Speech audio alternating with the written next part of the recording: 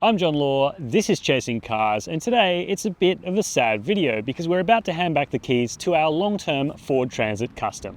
But we're not too upset because we really did live with this car over the 4 months we had it. Doing over 10,000 Ks in that period, we basically lived out of this van for portions of time. So in today's video, I'm going to give you our honest verdict on whether this is a good buy, whether it's better than a dual cab ute, plus we're going to give you 5 things we liked about it and 5 things we disliked. So strap in, leave your comments below, and let's get into it. Chasing Cars, honest reviews of your next car. Brought to you by Budget Direct. One of the aspects about the Transit Custom that is instantly lovable is its easygoing nature. It doesn't have as much power as a V6 Ranger does, and yes, you can get it in gruntier variants. The plug-in hybrid and the electric both have a little bit more instant power, but there's something about this diesel 2-litre that just feels so well matched to the 8-speed automatic. It never feels flustered. You always feel like you've got plenty of torque and plenty of drive. We're going up a very steep hill now out of Wiseman's Ferry, just outside of Sydney, if you know that, and it's not bothered.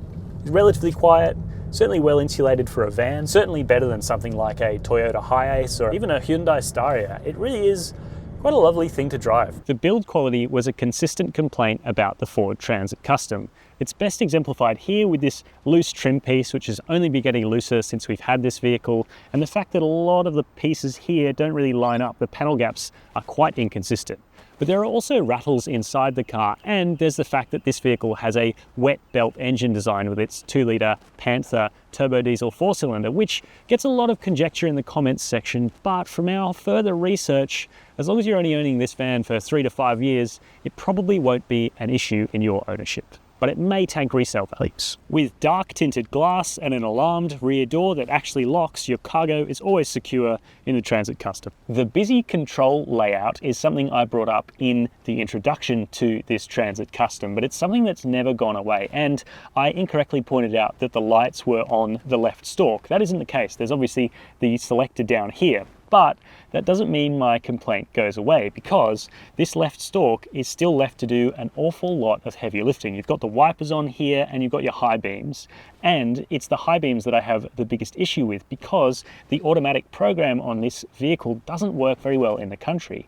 It pulls the high beams down too early and doesn't get them back up quick enough. So that's annoying when you're constantly futzing around with that in the dark. I also find that every time I get back into the Transit Custom, I try and use the gear stick as the indicator, because it's a Ford product and I'm in Australia, and that just seems natural. The rear seat is wonderfully spacious in the Transit Custom.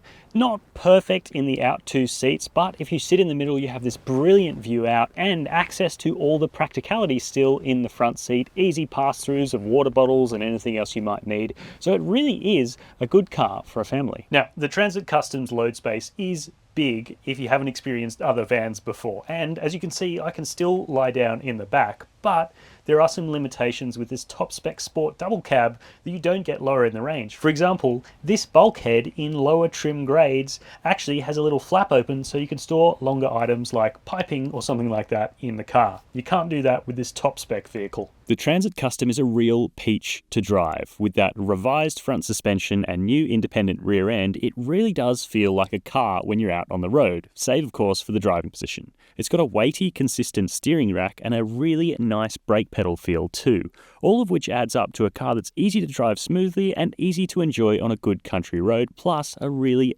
decent ride quality. The multimedia system in the Transit Custom was quite glitchy during our test period. While Apple CarPlay worked when it was connected, sometimes it just wouldn't connect when you started the car, and it was a real frustration. We really loved the Transit Custom's fuel economy.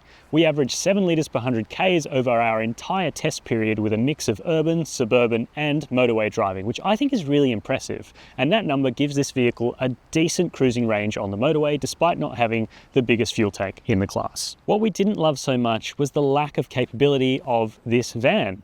Because it's only front wheel drive, has a long wheelbase and not very much ground clearance, it did limit how far you could go, which meant it wasn't a great support vehicle on our recent dual cab test. Now for the burning question, would we recommend you go out and buy a Ford Transit Custom over something like a Ranger Ute, for example?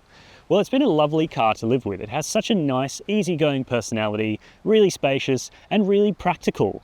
But there are some shortcomings as we covered off, and I think there are some of those things that just leave question marks about this van and its capabilities. That said, it's a vehicle I would be very happy driving around day to day. It fits all my stuff and it fits my lifestyle really nicely. Let me know your thoughts on our long-term Transit Custom down below. Would you consider a vehicle like this? And why not leave some recommendations for what we should run next in the comments section. Hit subscribe if you haven't done so already, and as always, thank you very much for watching.